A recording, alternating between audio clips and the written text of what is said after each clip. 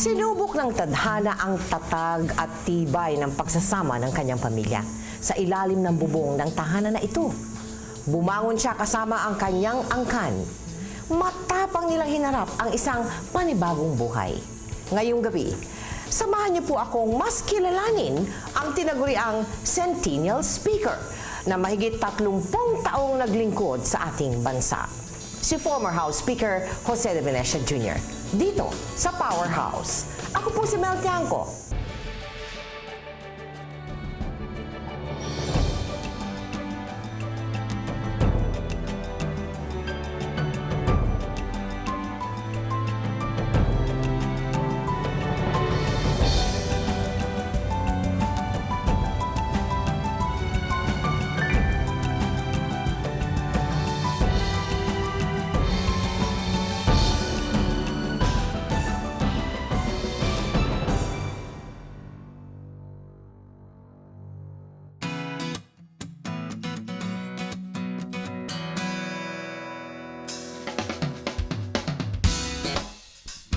Speaker, good morning po. Maraming salamat. Thank you. Thank you for beautiful Gina's house. house. Gina's Gina's house. mother's house. Yeah. How old is the house? Oh, at least 50 years. At least 50 At least 50 years.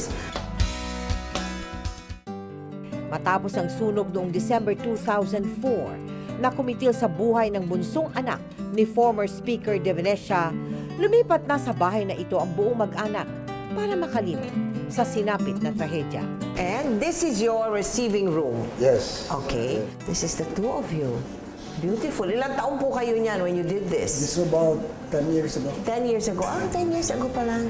Aha. I've been married 25 years. Wow. Fantastic. Sir, I can, almost feel the warmth in this room, no? Like, talagang well-lived nga itong bahay, and I'm sure a lot of people have come here and have been blessed by Many coming here. Prime ministers, presidents. So does that mean you and Gina entertain a lot? Yes. You love to entertain in the house? Yes, and In the house, ha? almost all the speakers of Parliament of Asia. Na pinasyalan na kayo dito? Aha.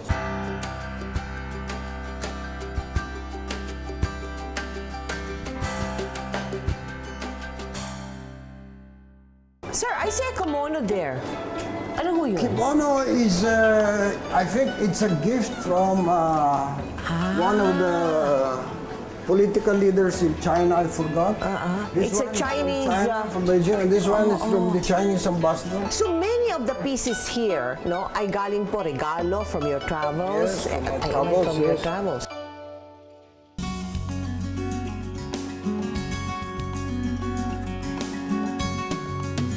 %80 of the paintings here were done by Gina. Ay, Gina. Yes, this one is Gina's painting. Wow. This one is Ang galing Gina's pala ni painting. Gina, no? Beautiful painting.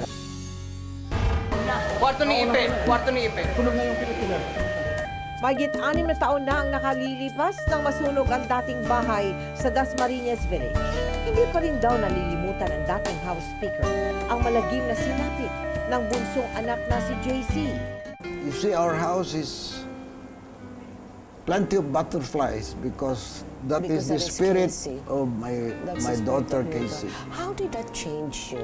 It prodded me to work harder Work harder? and to help our Dahil? fellow men. Dahil?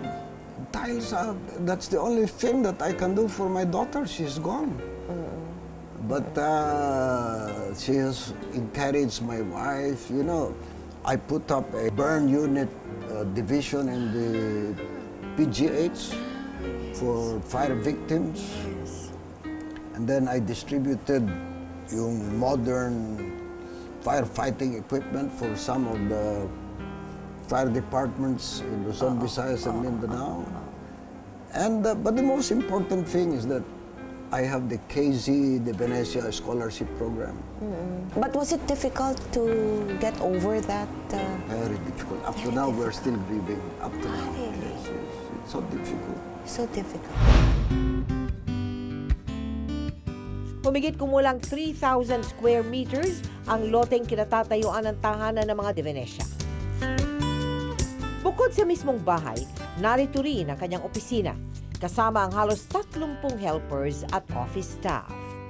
This is your office? Yeah, our whole office here. Wow. So, hindi Ang ako ganda rin. nagtra-traffic, mag-opisina. Ito, Hindi na ako magre-renta. So I don't may have to staff kayo dito, sir? Oo, I don't- Are you saying even when you were speaker, nag-o-office din kayo dito? Nag-office ako rito at saka sa Congress. Do you have a devotion to Yes, my wife and I are devotees of the Blessed Virgin Mary of Manawag. Manawag? Yeah, Yes, Manawag. yes. That's why the Blessed Virgin Mary of Manawag is in my district. Pangasinan. Yung Pagkasinan? Really? Alam mo, sir, I've never been there. Sa But totoo lang, please, I want to ang bring you dami-dami there. kong mga I want kaibigan to na bring you there nagsasabi. next week. Ang So ganda that's President Bush, the Hillary. Hillary Clinton, when she was praising Gina's project. Marami-rami na rin ang naiambag ni JDV sa bansa bilang politiko. Ilan lamang sa mga ito ang pagpapasimula sa pagkakaroon ng OCW o Overseas Contract Workers noong 1970s. Tinawag din siyang peacemaker dahil sa kanyang pakikipag-ugnayan sa MNLF para magkaroon ng peace agreement sa pagitan ng gobyerno at mga rebelde. We had to solve the Muslim problem in Mindanao. We had to use all kinds of enticements to bring it together, just to put an end to the war. But you know, sometimes you have to take difficult, revolutionary, even difficult choices to do it. And then when si Hunasan, galit na galit lahat kay Hunasan when he was waging a coup. The coup, But I had to sit down with him in the underground. And when I forged the ceasefire agreement with him, na nawala na ang coup attempts during the Ramos period, President Ramos and I were criticized by the other side. A second book and a third book. Pero bukod sa kanyang political achievement, kakabit ng kanyang pangalan ang salitang trapo o traditional politician. Trapo o tradpol ang itinatawag sa mga politikong uhaw daw sa pwesto at kapangyarihan. How does that make you feel? That's what they called. That's what they called Lincoln. That's what they called Roosevelt, because Roosevelt had 5 terms, four or five times became president of the United States. Oh. But you know, in politics, when you bring the political parties together, you are a tradpole. Okay. When you- Of course, pero pag tinawag kayong tradpole, No, may kasamang iba you know. Let me Sige explain it. po, po. Mang Lapus defended this very well when he was also accused of being a traditional politician, because he tried to bring Everyone together. and then introduce the principles of Christian democracy, which we are trying to do. Well, you know, there will always be criticism. Galing sa pamilya ng mga politiko. Nagsimula ang political career ni Speaker de Venecia noong dekada 70. Sa mahigit 35 taon niyang paninilbihan bilang congressman, maraming kontrobersya ang kanyang kinasangkutan. Kabilang na ang di umano'y paggamit niya sa kanyang posisyon bilang Speaker of the House para makinabang ang kumpanyang Amsterdam Holdings na pinamumunuan ng kanyang anak na si Joey de Venecia. And I don't need anybody, especially Chairman Abulos, to lobby for me for ZTE. Sa NBN project na ibinigay sa ZTE noong 2007. Dahil sa naturang skandalo, hindi nakamit ni JDV ang vote of confidence ng Kongreso at tinanggal siya sa pwesto bilang Speaker. How did that feel when you were ousted as Speaker? When my son Joey exposed the The ZTE scandal, and I knew he was right, I had to give him political and moral support. But it was resented by the powers that be. Okay. So I risked my position as a Speaker of the House. I risked my position as President of the ruling party. But at least I was ousted, and at least I can sleep with my conscience at night.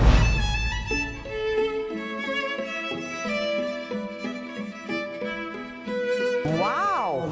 It's the longest table I have seen in all my life. It's good for 22 people. 22 people. Kasi kung mag-i-entertain ako sa hotel, ang gastos 5 times, 10 times more.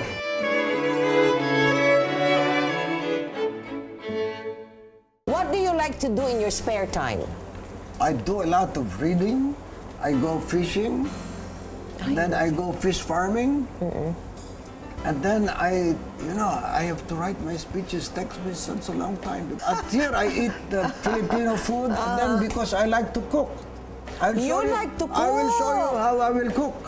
Some of our lunch today I will cook. Oh, really? What is Yes. your special dish? Pastas.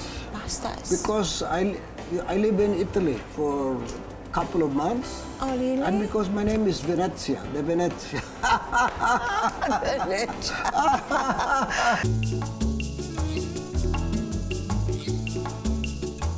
Kusina raw ang paboritong hangout ni JDV.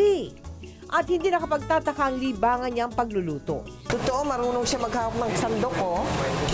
Totoo. Naku, kung ganyan lang pala lulutuin, matututo din ako niyan, sir. Yes, yes. Because I hardly cook. This one we can use also. Anchok.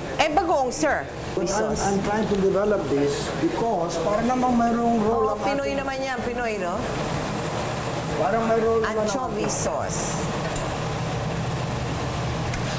Naku, sarap. Nakagutom. Meron kayong kaibigan sa Italy na nagturo or something? Yes, I have many friends there. When I was living there, I was a bachelor. Oh! Ngayon, alam ko na kung sino nagturo, kung paano. So pala, sa Manila nyo rin mahahanap yung love of your life, no? Yes. All over the world, nasa Manila lang pala din. Yeah. Okay, now I will take off my apron. Okay.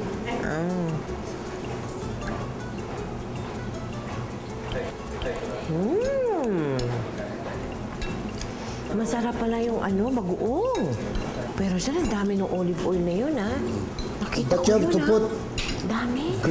green olive oil from Sicily. Oh, From Sicily. Also from Spain is good. Isa raw sa mga sikreto ni JDV sa kanyang tagumpay bilang politiko, ang suporta at pagmamahal ng kanyang may bahay na si Manay Gina. How is your relationship with Mrs. de Venecia? Gina? Yes. Well, she... Bakit may iba pa, sir? Well, you know, I was Oh, yeah, I know, married- yeah, I was yeah. married Previously before. married I was to- married before, and we had a Roman Annulment? Catholic annulment. Yes. Okay, Gina, we have a very good relationship because I give her a lot of space. She gives me a lot of space. She has her own career now as a member of Congress, and she's quite successful. Oh, sure. And on her first term, they elected her as president. But she always looks after my clothes. She pampers you? She gives me my medicines, my vitamins, she etc.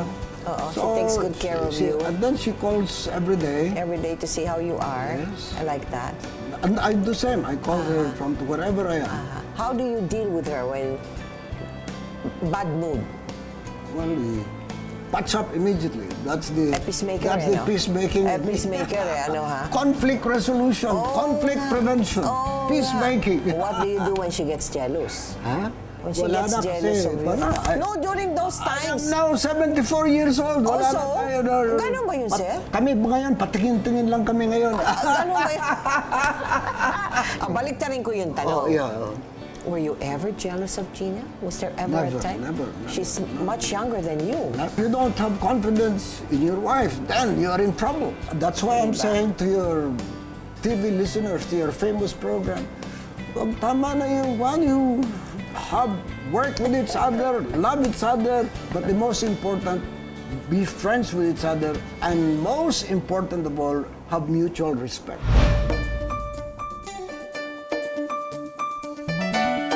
Matinding renovation daw ang inabot ng bahay na ito nang sila'y lumipat.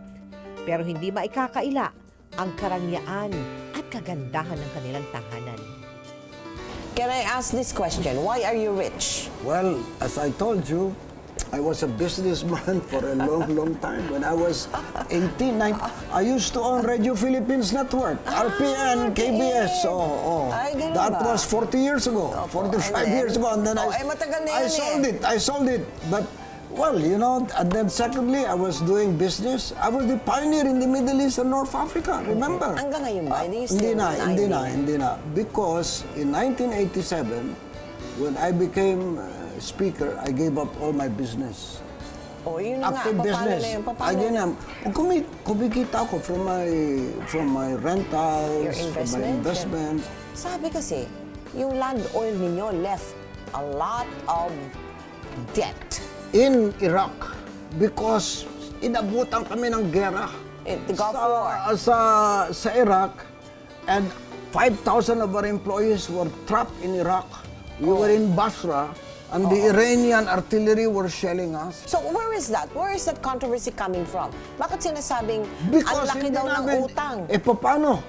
We had to borrow money to bring our 5,000 people home and to pay for their salaries. Thank God.